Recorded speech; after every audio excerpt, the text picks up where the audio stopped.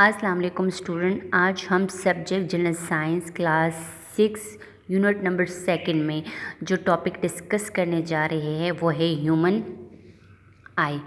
Human आई जो है वो एक सेंस ऑर्गन है और इससे हम ह्यूमन आई के ज़रिए से हम चीज़ों को देख पाते हैं। अब हमारे पास किस तरह फंक्शन होता है, हम हाउ द आई फंक्शन, ये आई किस तरह फंक्शन करता है। सबसे पहले हम इसको डिस्कस करते हैं कि हमारे पास जो आई है वो कंसिस्ट ऑफ है आई बॉल के कंसिस्ट होता है, एक आई बॉल पे मुश्तमिल होता है। आई बॉल को जो है एक आईलिड प्रोटेक्ट करता है। ठीक है, आईलिड हमारे पास 3 लेयर्स पे मुश्तमिल होता है, सिक्लोटिक लेयर्स, कोराइट लेयर्स और रेटिना लेयर्स। अब हमारे पास ये 3 टाइप के लेयर है। सिक्लोटिक लेयर हमारे पास बिल्कुल आउटर मोस्ट लेयर होता है, यानी सबसे बाहर होता है।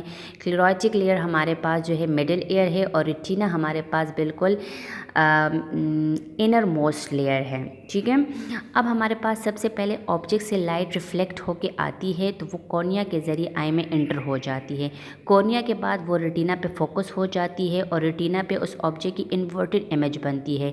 फिर ऑप्टिक नर्व से वो ब्रेन तक उसको सेंड करता है और ब्रेन उस ऑब्जेक्ट को उस इन्वर्टेड इमेज के बारे में जांच पड़ताल करके, यानी उसकी साइज़, उसकी डिस्टेंस को चेक करके उसको अपराइट इमेज हमारे पास हमारे आई में क्रिएट करती है। इस तरह हमारे पास एक इमेज जो है, एक सामने ऑब्जेक्ट जो है उसकी इमेज नज़र आ जाती है।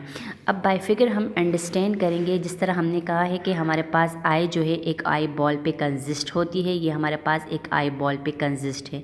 वो 3 लेयर हमारे पास सिक्लोटिक लेयर्स है।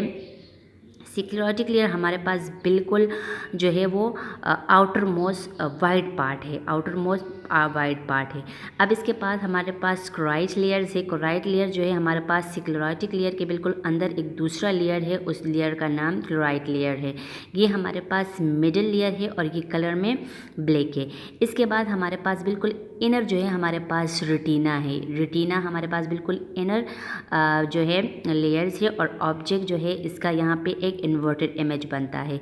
ये इन्वर्टेड इमेज इसके बिहाइंड, यानी रेटिना के बिहाइंड हमारे पास ऑप्टिक नर्व होती है और ये ऑप्टिक नर्व जो है ब्रेन से मिले होते हैं। यानी रेटिना पे जब इमेज इन्वर्टेड इमेज क्रिएट होता है तो ऑप्टिक नर्व के ज़रिए से वो उसे ब्रेन तक पहुंचाता है और ब्रेन उसको अपराइट करके हमारे आई के सामने पेश कर लेता है।